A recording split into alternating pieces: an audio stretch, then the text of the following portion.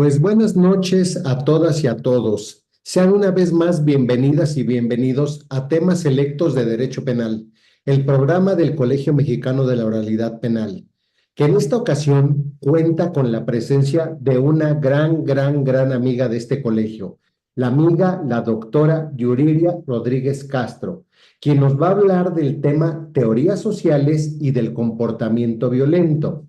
Como todas las semanas, solicitamos a todas y a todos ustedes que nos hacen el favor de su compañía que silencien su micrófono a efecto de no distraer a nuestra distinguida disertante. Habrá seguramente un espacio de preguntas y respuestas o en su caso la dinámica que proponga la doctora. Maestro Víctor Rivas, muy buenas noches. Por favor, preséntenos a nuestra gran amiga y expositora. Muy buenas noches, doctora Yuriria Rodríguez Castro. Muy buenas noches al doctor Eduardo Martínez Bastida y a todas las personas que nos acompañan esta noche. Es un gusto, es un honor y un privilegio contar con la presencia de la doctora Yuriria, que es una persona muy destacada en su materia. La doctora Yuriria Rodríguez Castro es egresada de la Facultad de Ciencias Políticas y Sociales de la Universidad Nacional Autónoma de México. Se doctoró en Ciencias Penales y Política Criminal por el Instituto Nacional de Ciencias Penales, INACIPE. Ha publicado innumerables artículos académicos y periodísticos sobre el fenómeno del terrorismo en nuestro país. Es autora del libro El terrorismo transnacional y del narcotráfico, publicado por Editorial Bosch. De igual manera, está próxima a publicar una obra sobre perfilación criminal y también sobre teorías sociales y del comportamiento violento, que es nuestra charla de esta noche. Ha sido conferencista en diversos foros organizados por instituciones tales como la Universidad de Harvard, INACIPE, la Universidad de Harvard, el INACIPE, la UNAM y el Instituto Politécnico Nacional. De igual manera ha sido entrevistada en diversos programas de radio y televisión, como el de Carmen Aristegui y Jorge Ramos. Bienvenida, doctora Yuriri, está en su casa. Al contrario, muchas gracias al colegio que una vez más me honra invitándome a este espacio, a mis queridos amigos, el maestro Víctor y el doctor Eduardo Martínez, a quienes les tengo un cariño entrañable y una admiración inconmensurable. Pues a todo el auditorio, muchas gracias por acompañarnos esta noche. Hoy les vengo a presentar quizá una de las obras o proyectos más ambiciosos que tengo. Eh, es mi próximo libro, Teoría General de la Violencia, que básicamente es un recuento, un recorrido histórico, social y también psicológico de las teorías que abordan el tema de la violencia en las diferentes disciplinas. ¿Por qué me parece importante abordarlo? Porque aunque tenemos mucho trabajo teórico en la materia, no tenemos aún un documento que nos permita enfocarnos en cómo las teorías sociales, particularmente las más importantes, estamos hablando del positivismo, por supuesto del materialismo histórico y el estructural funcionalismo, como le llamo yo, desde qué ángulo y cómo han abordado la violencia para finalmente desembocar en lo que hoy conocemos como las teorías psicoanalíticas, ¿no? Y las teorías de la comunicación que serían mucho más enfocadas en la desviación social y, por supuesto, los temas de reacción social. Bueno, este es el asunto en el que vamos.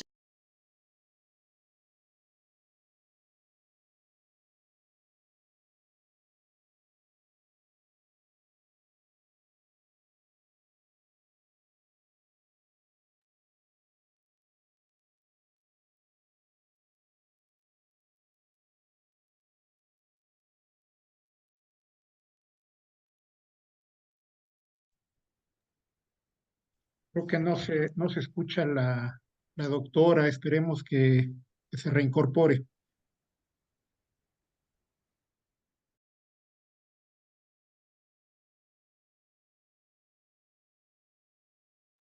Muchas gracias, licenciado. Estamos aquí atentos.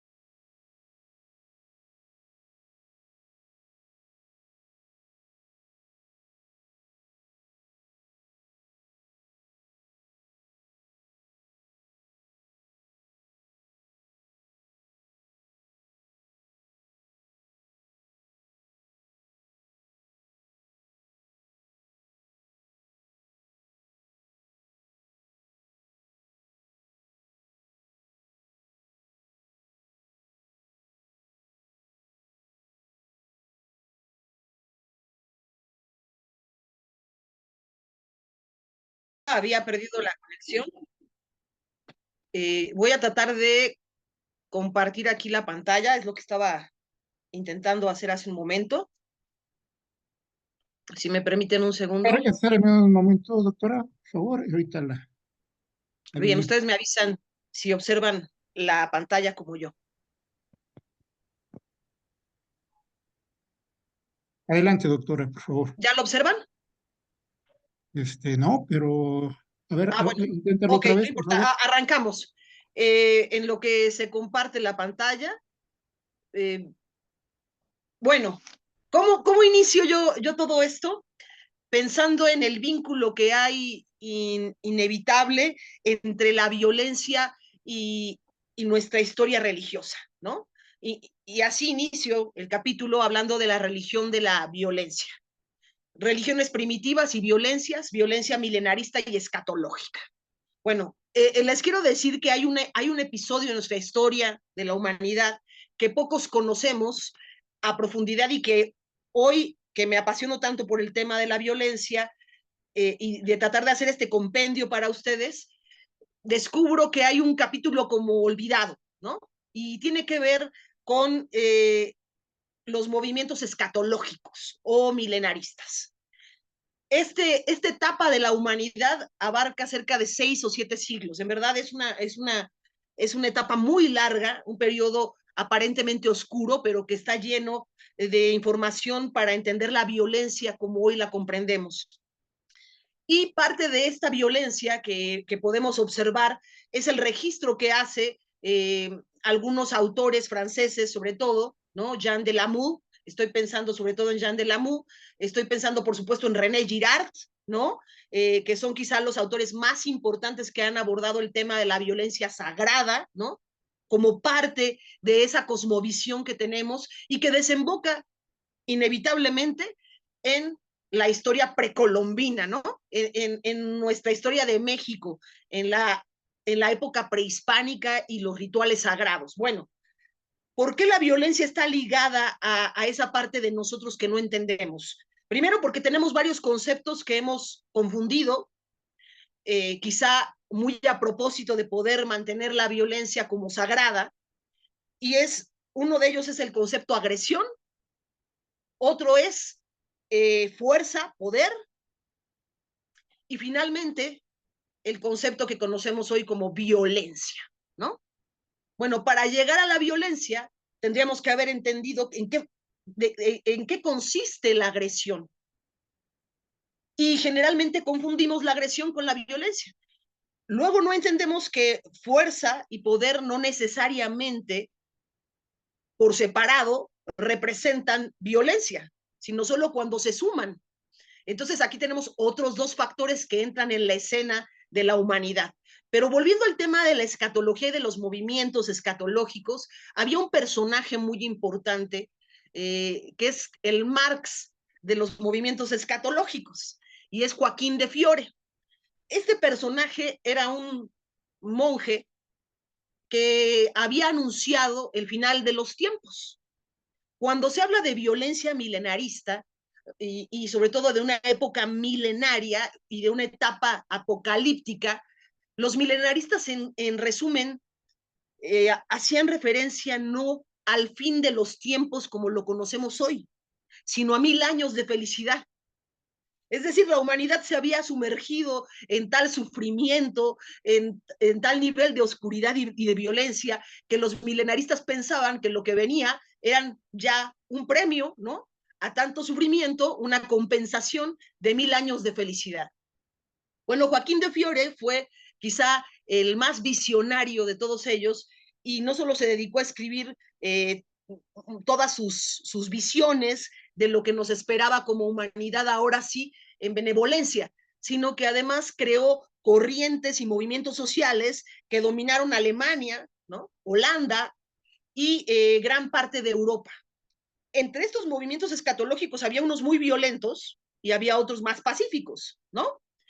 Digamos que había anarquismo entre los milenaristas. Estos anarquistas se dedicaban a incendiar graneros, ¿no? A llegar con el señor feudal y pedirle, no de muy buena gana, que se fuera, porque si no, pues iban a hacer arder todo el recinto. Entonces, llegaban los milenaristas y convencían a los peones, a los trabajadores, a los campesinos, de que eliminaran al patrón, que lo mataran, ¿no? Porque este patrón que los sojuzgaba estaba en contra del fin de todos los tiempos. Y ese fin que ya se acercaba, con esta visión apocalíptica que además vemos prevalecer en las sectas milenaristas y en las sectas modernas, ¿no? Todos estos grupos sectarios que hoy todavía tienen gran fuerza y que venden a la humanidad la idea de que estamos en el fin de los tiempos. Todavía a principios del año 2000 se volvió a ser, pues digamos que muy notoria esta espera del fin de los tiempos y la llegada de 1000 años de felicidad. Bueno, ¿por qué es importante Joaquín de Fiore? Porque justamente él marca un hito donde la violencia se convierte en algo sagrado, ¿sí? Y es curioso que aunque la visión primitiva ya era una idea de sacralizar lo violento, y con sacralizar es eso a lo que me refiero, hacer sagrado. Eso significa sacralizar, hacer sagrado. Y entonces teníamos desde los rituales griegos que consistían en tal cual sacrificios humanos, ¿no? Tanto en la Grecia antigua como en el México precolombino. Quizá en México fue el punto donde más sacrificios humanos se han registrado en toda la historia de la humanidad, ¿no? Ni siquiera en Grecia y en la época donde más había que hacer este tipo de sacrificios se encontraron restos óseos como en México se han encontrado. ¿Y qué quiero decir con todo esto? Que había una idea de, como decía René Girard, sacrificar al inocente por los culpables. Cordero de Dios que quitas los pecados del mundo. Lo que logró el cristianismo fue sintetizar la violencia. ¿Qué quiero decir con esto? Eliminar del sacrificio, eliminar de la fórmula violenta y religiosa al ser humano, ¿no? Quitarlo de ahí y utilizar la figura del animal, en este caso del cordero, un cordero que pareciera humano, este animal que tuviera rasgos humanos, tal como lo representan incluso en algunas imágenes pictóricas, que es a lo que le dedico prácticamente toda la primera etapa del libro, ¿no? Religiones primitivas y violencia, violencia sagrada y profana, mitología y pensamiento criminal, ¿no? Magia y crimen, violencia milenarista escatológica, brujería y castigo por homicidio. Finalmente, caer en la mitología y la violencia en México. Esa llamada conquista épica y erótica que hubo en el México precolombino. Y la idea de la violencia como tabú también. ¿En qué momento se convierte la violencia en algo ominoso? Justamente con la llegada del cristianismo. Y luego entramos en una etapa donde tratamos también de hacer que la violencia conviva nuevamente con nosotros. ¿Y quiénes son los primeros que lo hacen? Bueno, los antropólogos, ¿no? En este caso, Lewis Morgan, a través de Engels, que fue el primero en incorporar teorías evolucionistas en la teoría social. Y el evolucionismo no es más que otra forma de violencia, porque la idea de la selección natural tiene como premisa el favorecer a una línea de parentesco por encima de las otras. Y no es cualquier idea, es una idea de las primeras ideas peligrosas que siembran violencia entre nuestros teóricos. Y Engels, cuando lo incorpora justamente a Lewis Morgan en la familia, la propiedad privada y el Estado, introduce también este elemento de parentesco y de herencia como factor decisivo en la historia. Es la base del materialismo histórico. Tanto las teorías primitivistas y evolucionistas del antropólogo Lewis Morgan, padre de la antropología, como posteriormente, para el propio materialismo histórico, lo es tan importante Hegel y su, por supuesto, muy peligrosa idea de la autodestructividad o lo que le llaman principio de negatividad. Vamos a hablar de eso, que son yo creo que los dos pilares en los que me concentro principalmente en este libro, además de presentar todo un preámbulo acerca de lo que es la violencia y la magia y el milenarismo, que es un episodio, como les digo, bastante olvidado, sobre todo la parte de Joaquín de Fiore, cómo trasciende a través del milenarismo varios siglos de movimientos radicales, de movimientos anárquicos previos a Marx, ¿no? Es el anarquismo previo a Bakunin, es increíble, ¿no? Y lo eran, ¿y quiénes eran los anarquistas? Unos monjes que creían en el fin de los tiempos. Bueno, y Joaquín de Fiore, la figura más olvidada y quizá a la que debemos de recuperar para entender por qué también los movimientos políticos y sociales forman parte del panorama violento en nuestro país y en el mundo entero. Y básicamente, regresando al movimiento escatológico, había como parte de la escatología un grupo que era el de los flagelantes. Los flagelantes eran los más ostentosos de la violencia de entre todos los movimientos sociales y políticos del milenarismo. ¿Por qué? Porque los flagelantes andaban peregrinando y manifestándose, como hoy los 400 pueblos y estos grupos, desnudos y lacerándose a sí mismos, generándose graves heridas, heridas mortales, muy, muy violentas, en público. Llegó un momento en que era tal la repulsión por parte de los que, del ciudadano común en Bohemia, en Alemania, en las regiones más importantes de Europa. No estamos hablando de cualquier ciudad, estamos hablando de ciudades centrales. En su momento, lo que fue Ámsterdam, para el mundo occidental era muy importante, era una ciudad culturalmente importante, ¿no? Bueno, pues en estos lugares era donde los flagelantes hacían peregrinajes muy violentos, donde la gente observaba y la verdad es que igual que hoy vemos un video del narcotráfico reproducido 5,000 veces, pues a ellos les resultaba sumamente escandaloso.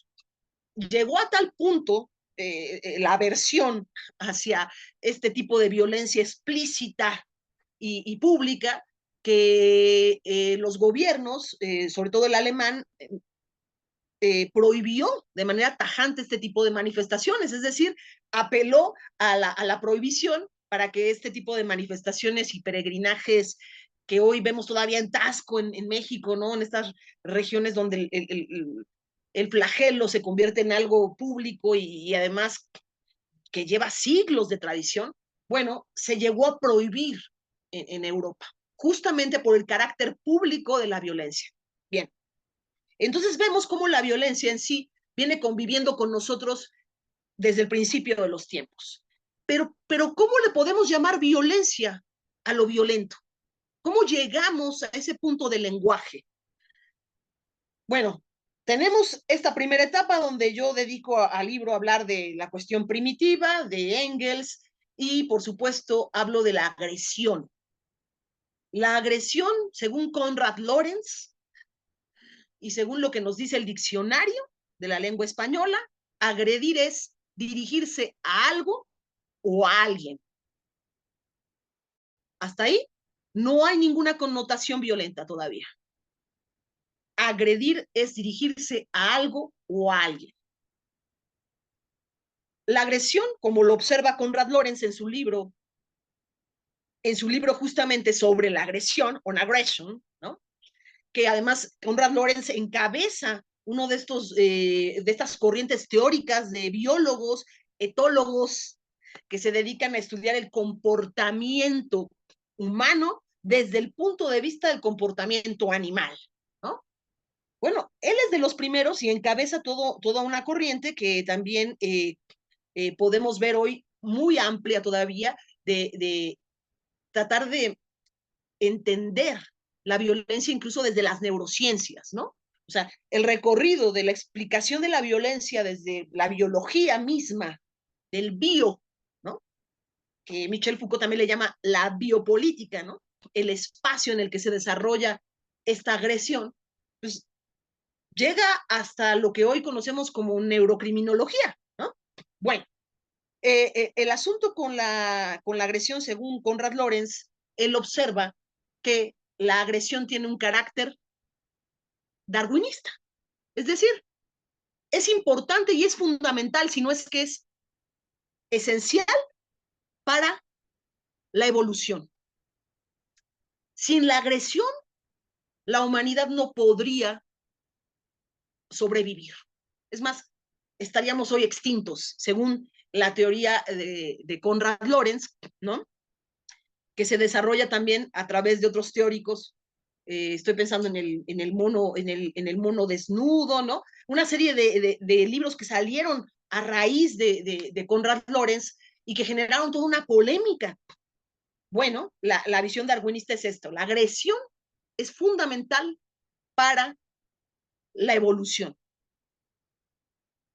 Al momento de agredir, el animal, y el humano también lo es, dice Konrad Lorenz, se asegura de tres aspectos fundamentales: territorio, alimento y reproducción.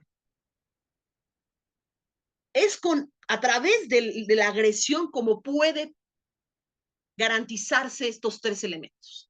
Entonces, sin ella, no existiríamos. Bueno, entonces ahora sí entendemos que la agresión en su origen no tiene todavía una connotación negativa. De hecho, si ustedes me apuran, no la tiene jamás. Vamos a avanzar sobre esta idea porque luego Konrad Lorenz pone algunos ejemplos de comportamiento animal. Y dice que la agresión donde haya aparecido siempre aparece como una forma de apego. Apego, agresión, en una dualidad hegeliana, ¿no? ¿Por qué sientes apego? ¿Y por quiénes sientes apego? Bueno, también por quienes te inspiran a algún tipo de agresión. Y pone los ejemplos específicamente de los machos, ¿no? En algunas especies, donde hay mayor amistad entre los machos, se genera también una especie de camaradería más sólida. Es interesante porque entonces ahora podemos entender los temas psicopatológicos, ¿no? Que van del sadismo a la idea erótica. Claro, porque justamente estamos hablando del mismo territorio. Es un terreno limítrofe entre la agresión y el apego. Y todavía va más allá Konrad Lorenz, y por eso les digo que nos falta revisar mucho material en términos de qué significa la violencia para nosotros y a qué le podemos llamar violencia, si apenas estamos definiendo lo que es la agresión. Bueno, dice, la agresión surge justamente como forma de apego en unos casos cuando no se manifiesta. ¿A qué nos referimos? Imagínense que yo para contener la agresión, hoy tengo que estar vestida. Pues la cultura es un modo de contener la agresión. Los modales, los protocolos, la amistad, la pareja. Entonces tienes esta idea donde la agresión te dirige a algo o a alguien. Pensemos en un violador. Un violador solo se dirige a su presa y la ataca. Lo que normalmente harían los seres humanos, que no recurrimos a ese tipo de comportamientos delictivos, es, bueno, no la voy a violar, voy a invitarla a salir primero, le voy a invitar a un café, ¿no? La voy a cortejar. Entonces, separo ese mundo de la agresión y lo convierto en apego. Contener la agresión es una forma de ritualización, dice Konrad Lorenz. Ahí donde aparece la cultura, se ritualiza la agresión.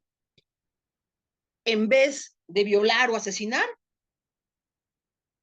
elijo otra forma de destrucción. Entonces, vean qué interesante y todavía ni siquiera nos metemos en el terreno de la psicología. Y estamos solamente explorando el comportamiento animal, comparándolo con el comportamiento humano. Y entonces, justamente de estas teorías biologicistas, sobre todo Darwin, que tenía mucho esta idea de la agresión en mente, influye de manera directa en el antropólogo Lewis Morgan, ¿no? En su maravilloso libro La sociedad primitiva, que es en el cual se basa Engels para escribir su obra cumbre, la base del materialismo histórico y del marxismo, que es la familia, la propiedad privada y el Estado. ¿Por qué se favorece a cierta línea de parentesco por encima de otras? Porque se supone y se presupone que esa línea de parentesco va a garantizar la supervivencia o la sobrevivencia de la especie. Y entonces, olvídense, todo lo que podemos entender sobre la violencia familiar está en la raíz misma de estas teorías que no hemos revisado adecuadamente. Bueno, a esto le sumamos cómo Marx interpreta las teorías darwinistas en una idea teleológica. La ideología en sí misma es una raíz violenta y es algo de lo cual hablo en este libro porque la ideología tiene una meta, un objetivo final. El proceso, el medio, no es importante, lo que importa es el fin. Entonces, no importa también si los medios pueden ser agresivos, siempre y cuando se alcance el objetivo mismo de la ideología, que es algo que obsesiona a los marxistas, aunque la disfrazan, ¿no? Disfrazan la violencia y le ponen otro nombre, los obsesiona tanto que estoy pensando en Lois Althusser, ¿no? Este gran teórico del marxismo, de la teoría crítica de Marx. Estamos hablando del ocaso del marxismo, ¿no? Del ocaso teórico, si no es que ya prácticamente el anochecer teórico de Marx. Cuando Lois Althusser se está preguntando qué es la ideología. Y en esa obsesión marxista, hegeliana, autodestructiva, se pregunta si él es ideología, si su esposa es ideología, si acaso su entorno escolar, donde él trabajaba en la escuela normal en París, es ideología. Y él cae en la conclusión, un tanto perturbado, si así lo queremos ver, de que sí, de que todo es ideología.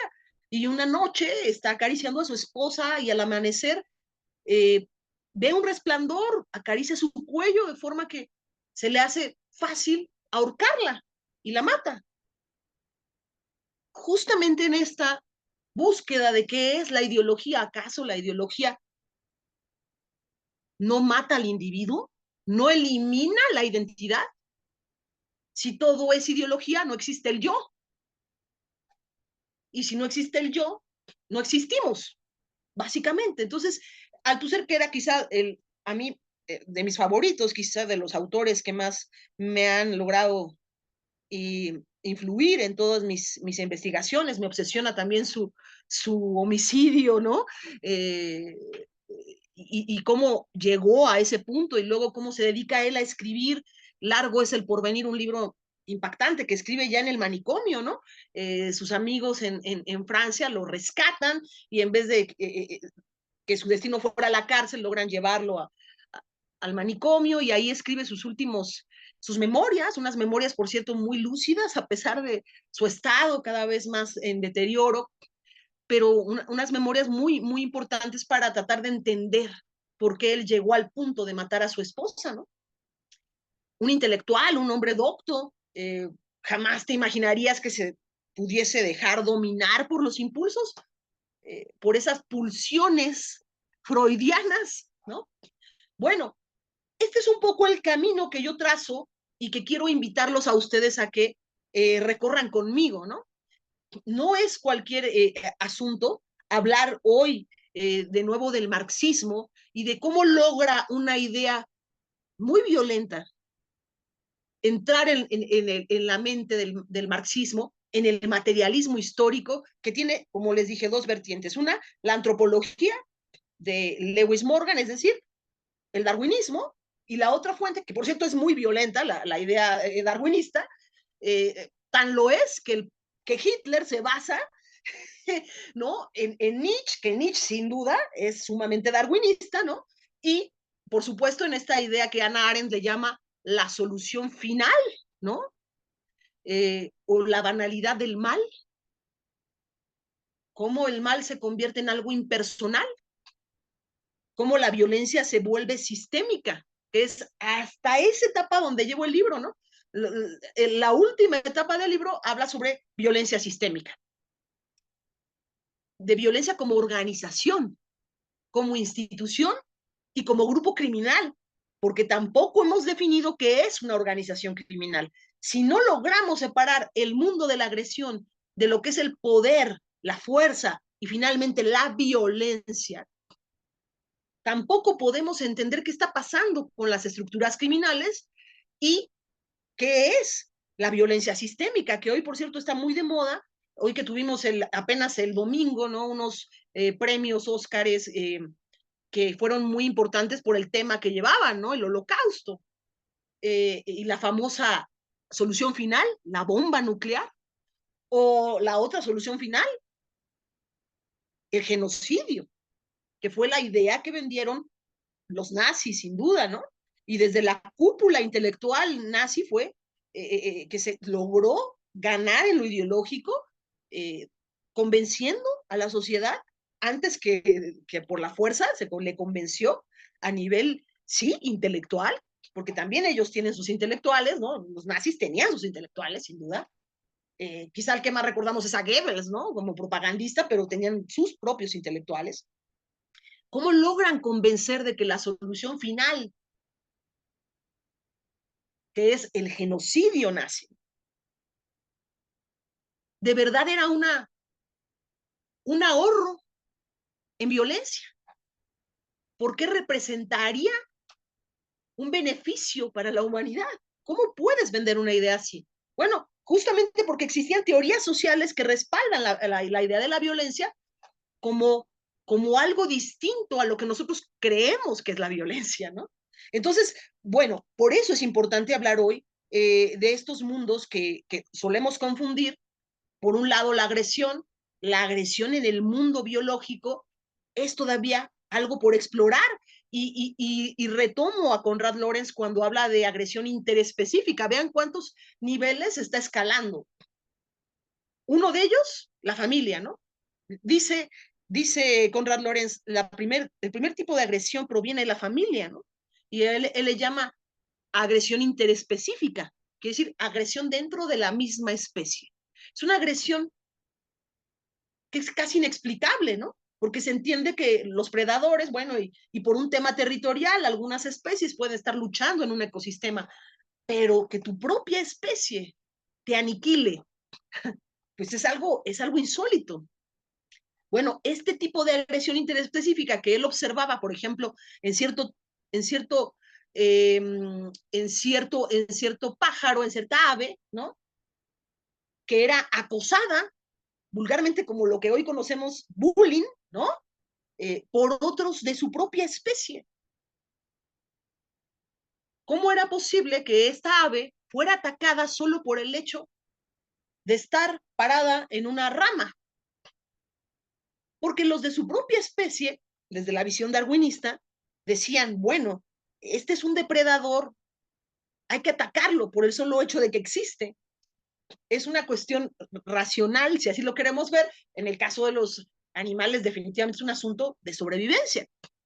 Los búhos, y nos pone este ejemplo de los búhos, cierta especie de búho ha logrado desarrollar en su plumaje unos ojos falsos, por así decirlo, que están en la parte trasera del plumaje de este búho y que hacen parecer que el búho siempre está alerta, para evitar justamente que el búho sea atacado por los de su propia especie. Bueno, imagínense si esto ya lleva, por lo menos en los años 60, tuvo un boom las teorías de Konrad Lorenz, pero no se llevaron todavía a buen puerto, ni siquiera se han logrado explorar por parte de los psicólogos. Hay un vacío, hay la falta de un puente que una al mundo biológico todavía con la criminología y la psicología, ¿no? Bueno, ahora imagínense lo que estamos enfrentando ante ese vacío de tratar de entender teorías sociales como el marxismo, o como el positivismo de Comte, que fue todavía previo a Marx, y que también era teleológico, porque igual que Marx vendía un mundo, un paraíso. Y en esto se parecen, por eso pongo el ejemplo de los milenaristas, porque para mí Joaquín de Fiore fue el primer marxista en la historia, ¿no? Obvio, un premarxista, así como hay presocráticos, hay premarxistas, para mí Joaquín de Fiore lo fue, porque todo el medioevo está marcado por su filosofía, por su pensamiento, y pocos lo conocen. Entonces, ¿qué tiene él en particular? Pues esta capacidad de sintetizarnos que el mundo va a llegar a un nivel de felicidad, que el paraíso que nos prometían al fin nos será entregado, y que para llegar ahí, no importa si tenemos que pasar por toda la violencia de la humanidad. Esto es lo que hace que una teoría sea teleológica, es decir, el fin justifica los medios. Y eso tiene también el marxismo. El marxismo y, obviamente, la visión positivista de Comte, ¿no? Hay que pasar por una etapa, dice Comte, una etapa mística, ¿no? Una etapa primitiva, una etapa mística, y finalmente llegar a la fase positiva, donde va a reinar la razón. Y todos seremos felices, pero tenemos que pasar por 3 niveles, aunque eso implique mucho sufrimiento y violencia. Llegaremos al final de la estructura. Bueno, con Marx no se diga, ¿no? Tenemos una etapa capitalista, una etapa socialista, finalmente llegaremos al cielo del comunismo. Ahí donde no existe sufrimiento, donde ya no va a haber violencia, donde ya no va a haber penurias, no va a haber ataduras. Es el paraíso, es el evangelio según Marx, ¿no? Yo siempre lo he dicho. Y esta es la idea cumbre, digamos, de la violencia. La violencia siempre es una cuestión ideológica. No puede tener un carácter únicamente biológico, porque entonces sería agresión. Y la agresión, a diferencia de lo que es lo violento como lo conocemos, sí hay características muy específicas. Por ejemplo,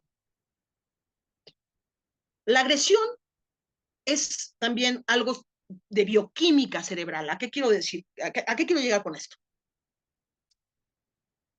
La agresión es un modo de sobrevivencia.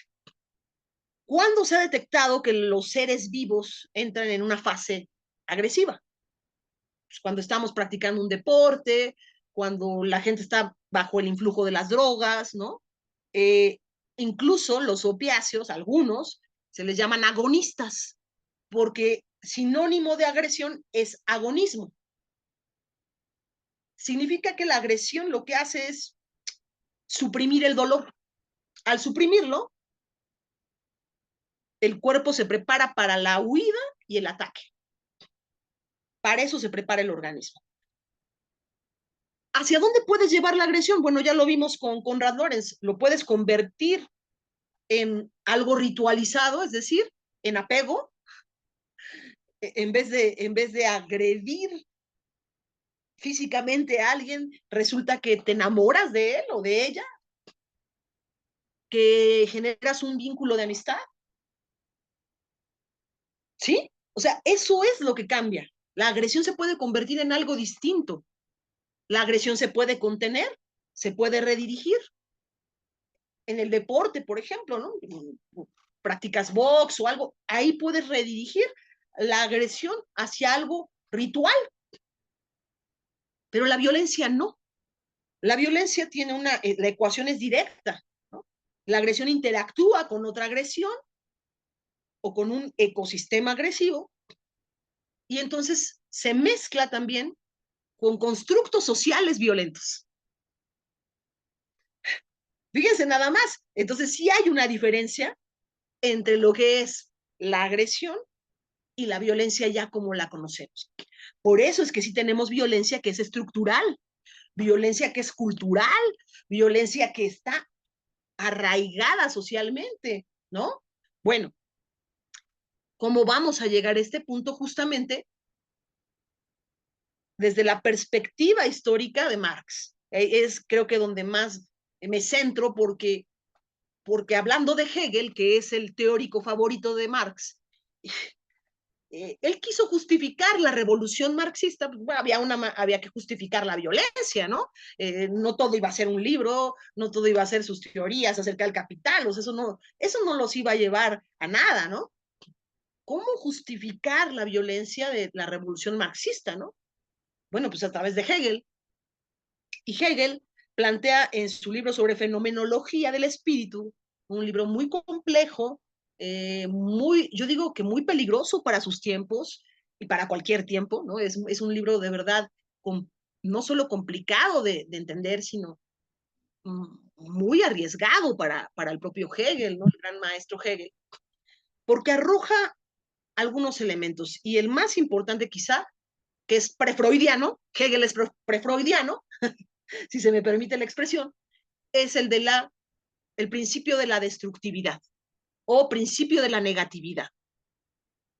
Y dice Hegel algo así. Hay un principio dialéctico, ¿sí? Aquí está el concepto de la dialéctica, en todos los sujetos. En cada ente hay un principio dialéctico. Y lo que ocurre con los seres es que generalmente buscan alcanzar la negatividad. O sea, imagínense que la única manera, según de generar un cambio para Hegel, era el automovimiento. Ese automovimiento al que se refiere Hegel es la negatividad. Dice, solo se puede negar en función de un proceso, dice Hegel. No se niega al otro, se niega una etapa de un proceso, un momentum, un momento dentro de un proceso. Que aquí está otra de las grandes diferencias que se hace, fíjense, entre si estamos estudiando procesos o estamos estudiando objetos. Nosotros como científicos sociales, ¿a qué nos enfrentamos? ¿A sistemas?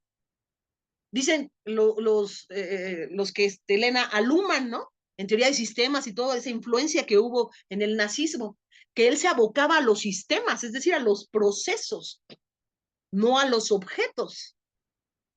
Mientras que Marx, Hegel, ¿no? aparentemente hablaban de esos objetos. Y no se diga el estructural funcionalismo, que tiene a su padre, en su padre, el teórico que funda el estructural funcionalismo, pues es Ferdinand de Saussure, ¿no? El padre de la lingüística. Y luego ya viene Levi-Strauss y los antropólogos, que también son estructural funcionalistas, e indudablemente hasta Weber. O sea, del nivel de Weber, solo Marx, ¿no? Bueno, entonces justo que estamos hablando de nuevo del tema del marxismo y de la influencia de Hegel. Bueno, no es cualquier asunto este de Hegel, ¿eh? La verdad me metí en esto con mucho riesgo, pero creo que encontramos cosas interesantes. Y entonces tenemos un principio dialéctico, uno que empuja al sujeto hacia la destrucción y otro principio que lo mantiene en la conservación. Fíjense qué freudiano es Hegel, ¿no? Y qué violento. Lo que nos está diciendo es, solo se niega en referencia a un proceso, un momento, y se necesita de la destrucción para alcanzar el siguiente nivel. Hay que destruir lo que existe, negar para llegar finalmente a construir algo nuevo. Esa es la interpretación que después hace Marx, ¿no? La incorpora, toma este concepto tan arriesgado como es el concepto de la negatividad, el principio de negatividad o de autodestrucción, o que también se le llama de el automovimiento, porque es algo que según Hegel solo puede generar el propio ente. No lo motiva nadie más que su propia dialéctica, es decir, su dinámica interna. Es un proceso interno. Entonces, por primera vez el sujeto no solo es un sujeto objeto, es un sujeto que también es un proceso interno, que luego recupera, indudablemente, el propio Freud, ¿no? Para hablar de consciente, inconsciente. Y bueno, Freud es un fusil de muchas cosas, o sea, Freud se fusila a Kant, se fusila a Hegel, ¿no? A Kant le toma dos conceptos que yo también hablo aquí en este libro de ese concepto del placer y displacer, ¿no? El primero en hablar del placer y displacer como fuerza motora, pues es Kant. Y luego Freud lo toma y dice, ahí está el principio de todos los problemas de la humanidad, ¿no? El sujeto intenta satisfacer sus deseos y tiene que reducir la excitación, una excitación que puede encontrarse en forma agresiva incluso. Bueno, fíjense, estamos caminando en el terreno de la agresión, poder, fuerza, violencia. Estos son los 4 conceptos que reinan en este esfuerzo teórico que hago para tratar de entrar en el mundo filosófico, sociológico y obviamente del comportamiento de lo que significa la violencia y por qué hemos perdido la brújula de ese significado. Bueno, en resumidas cuentas, vamos llegando a esa parte de la violencia marxista autodestructiva, ¿no? Donde todo se justifica a partir de la destrucción. Y el nazismo, que es un ejemplo de socialdemocracia, nacional, ahora sí que socialismo, nacional socialismo, no hay más grande contradicción, ¿no? Pero es parte de esas contradicciones de las que habla Hegel. Dice Hegel, la contradicción se tiene que eliminar, ¿no? En eso consiste la dialéctica, en el principio de negatividad. Al negar, se elimina la contradicción. Ah, bueno, entonces la destrucción está justificada. Bien, imagínense, es la bomba atómica de Marx, ¿no? Es el engranaje de su teoría, pero también lo que justifica toda la violencia revolucionaria que nos lleva hasta el nazismo, ¿no? Fascismo y todas esas, pues, teorías que reinaron y que nos hicieron desvelarnos y tratar de entender cosas que hasta fecha siguen siendo muy polémicas. Bueno, y al final también entro en un terreno que se llama percepción. Y ustedes dirían, si la percepción debería de ser primero, que hablar incluso de violencia primitiva o violencia sagrada, ¿no? que es la idea que trae René Girard sobre la violencia, ¿no? No, la percepción sí es algo que forma parte de nuestros sentidos, pero que tiene mucho que ver con cómo interpretamos lo violento. Y creo que ahí es donde tenemos que comenzar a explorar. Hoy que tenemos muchos discursos violentos, con discursos me refiero no al término de una estructura gramatical, con ciertas formas lingüísticas, no, me refiero a los discursos como hablarían los verdaderos teóricos de la comunicación, o sea, los significados violentos. Bueno, hoy que tenemos muchas interpretaciones de la violencia y que casi cada interpretación se puede tipificar, ¿no? En un delito específico, concreto, y más bien el reto del derecho y el reto de la criminología es cómo no tipificar de más, ¿no? O cómo encontrar una adecuada definición de todas estas expresiones violentas. Y ese es el verdadero reto. Por eso mi obsesión sobre el tema de teorizar acerca de la violencia, que yo creo que aún falta mucho por explorar, y esa última parte de este esfuerzo que ya está, ya nada más estoy revisando el trabajo final, el aparato crítico, que es muy completo también, espero, ¿no? Es entrarle a la violencia y la percepción. Y ahí vamos desde Schopenhauer, ¿no? Que por cierto me lo recomendó mucho un amigo en común que tenemos acá, el maestro Víctor y mi querido doctor Eduardo Martínez, que es el doctor Ramírez Aldaraca, que es también uno de mis queridos y muy entrañables amigos. Me dijo, oye, tienes que leer a Schopenhauer, ¿no? Ya que estás haciendo eso y te metiste en ese brete. Bueno, pues sí me leí a Schopenhauer y la verdad es que es fascinante, porque llegar de Schopenhauer hasta Merleau-Ponty, que habla de las teorías perceptuales, y entrarle, por supuesto, al mundo de la semiótica, de la violencia, según el propio Roland Barthes, y finalmente aterrizar en Lacan, que es un mundo aparte. Bueno, esto me está dando para 2 tomos, entonces he estado trabajando muy duro, pero la verdad es que yo espero que algún día este libro sí abra un debate, como lo estoy abriendo ahora. Es la primera vez, es el primer foro al que me invitan para hablar de un libro que además todavía no publico, pero que ya está, ya lo terminé, eso sí, yo lo puedo decir que ya lo tengo, y, y que vamos a poder hablar de él. Hay un capítulo que yo creo que les va a interesar también mucho sobre el asunto de no solo la ideología y la violencia, sino la violencia como representación.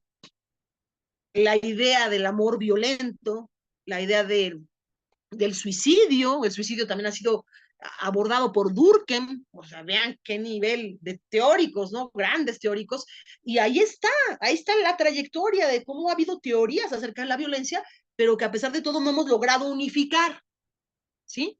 Y entonces sí, es un reto muy ambicioso de mi parte, como casi todo lo que me he puesto, ¿no? Y que mis amigos me han acompañado pues, en este intento, ¿no? En estas ambiciones mías, ¿no? Que seguro tengo muchos defectos, pero saben que hay una cosa que sí tengo, soy muy ambiciosa y me planteo retos muy difíciles. Seguro me quedaré corta, pero yo espero que pongamos algunos temas, y miren, les voy a leer nada más el índice para que se den una idea de lo que vamos a poder abordar, y que hoy pues le resumo un poco los capítulos que yo considero más importantes, ¿no? La religión de la violencia, religiones primitivas y violencia, violencia milenarista y escatológica, que yo creo que es el gran capítulo que debemos de explorar hoy, más que nunca tenemos mucho que aprender de la figura de Joaquín de Fiore, que para mí es el más incendiario y más marxista en el medioevo, ¿no? Bueno, magia y violencia sagrada y profana, ¿no? Donde hablo del tema de René Girard y de la antropología, y obviamente cómo llega hasta México este concepto de la violencia que tenemos tan arraigado. Alguna vez en la presentación de mi libro sobre narcotráfico y terrorismo en México, pues hablé de esto, ¿no? El doctor Eduardo Martínez se debe acordar porque él estuvo ahí en esa presentación, que yo hablaba de la violencia como algo que forma parte de la cultura de los mexicanos, ¿no? Donde el sacrificio humano era incluso algo honroso.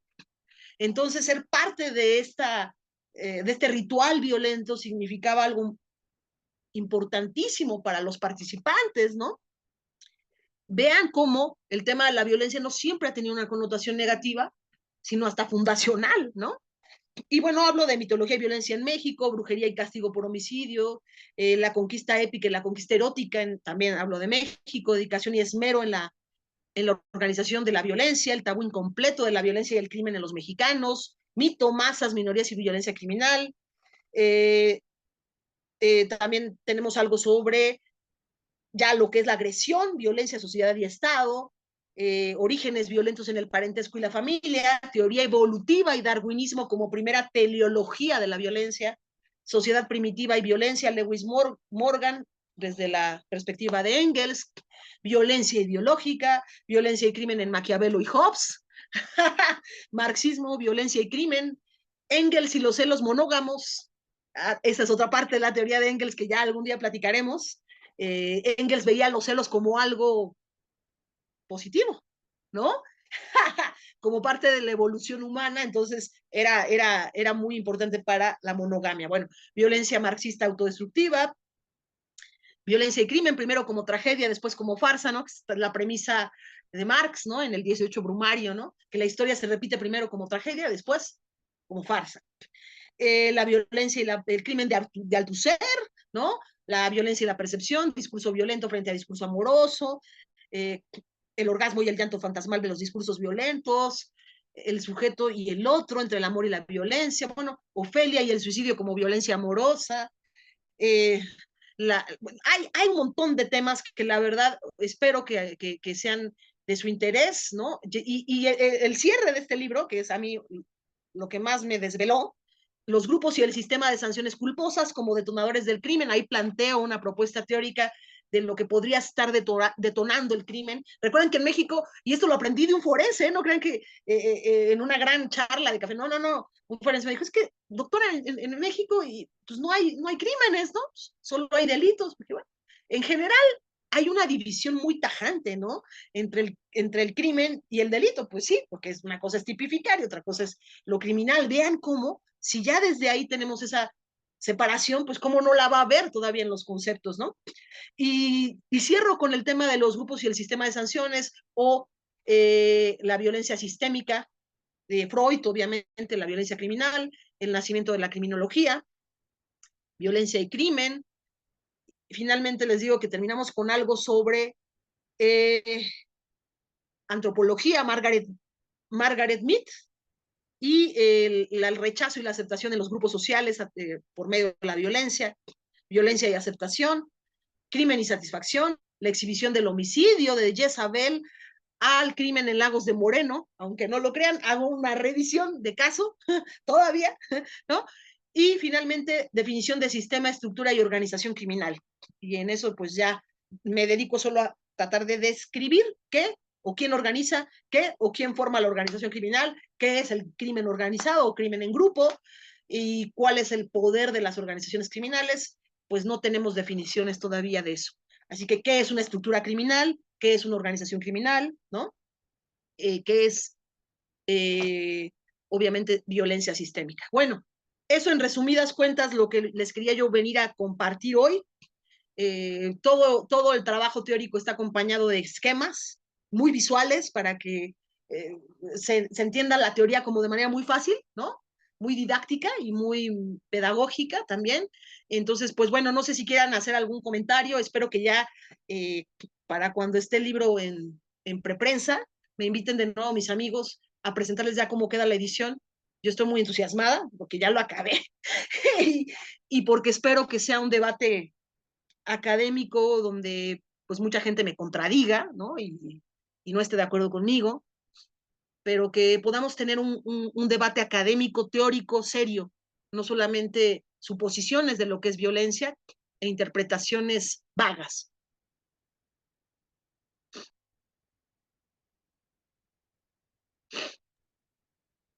Y bueno, ¿Hay- ¿Algún comentario, amigos, amigas, para ir cerrando la charla esta noche?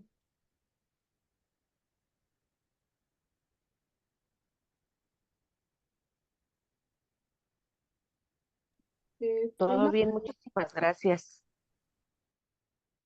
Muy bien, parece que los dejaste reflexionando, doctora. espero que sea para bien. No, pues, ojalá que sí, que este tema dé para mucho más, ¿no? La verdad, yo sé que es demasiada información de golpe.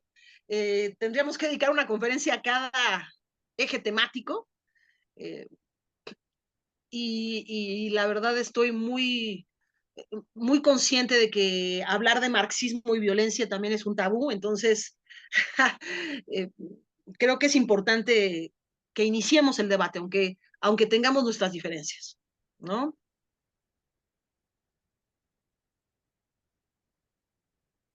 Pues sí, amiga, bueno, parece que no los estás dejando en una reflexión muy profunda.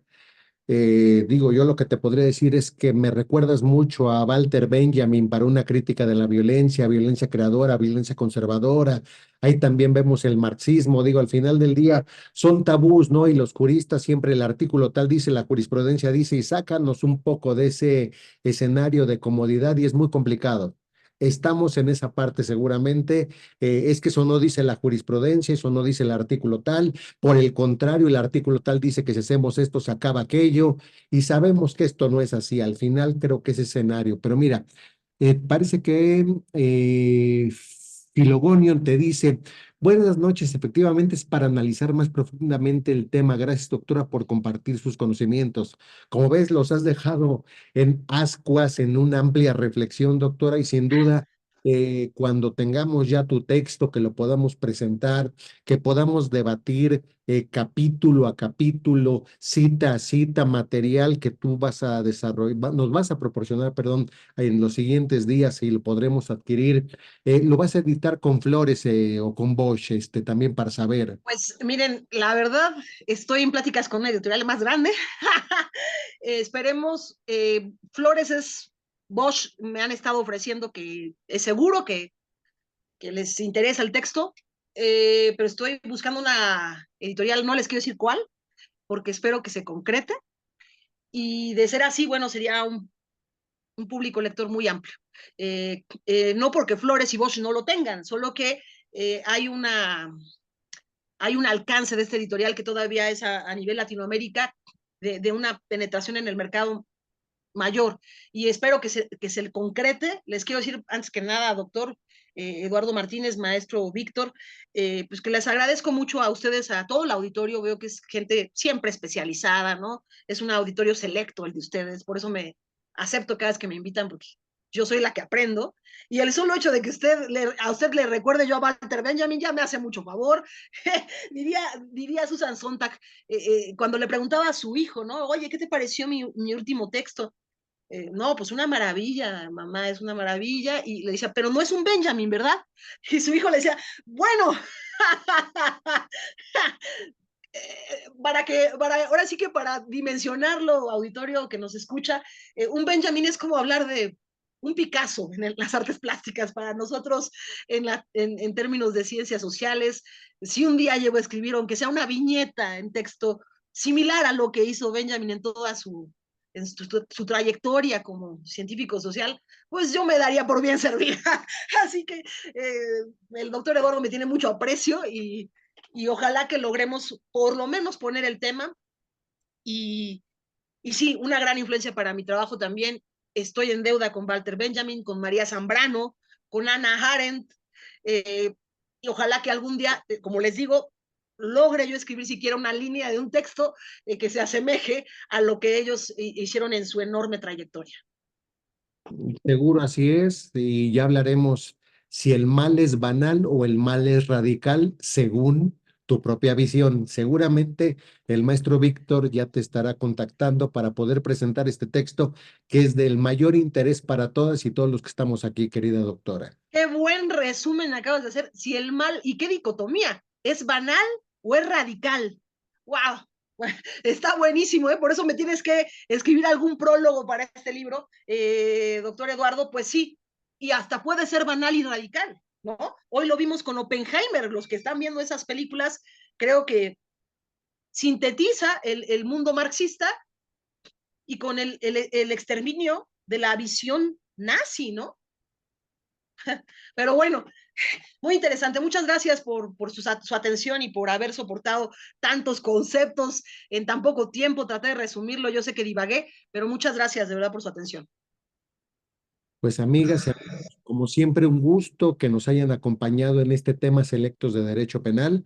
Hemos escuchado con mucho interés la ponencia de la doctora y estamos pendientes de la publicación de este nuevo material que sin duda será de los mayores éxitos y de las mayores delicias para los que leemos este tipo de temas. Maestro Víctor, muy buenas noches, doctora Yuriria, y a todos ustedes, gracias, y la siguiente semana nos vemos en otra emisión de nuestro programa.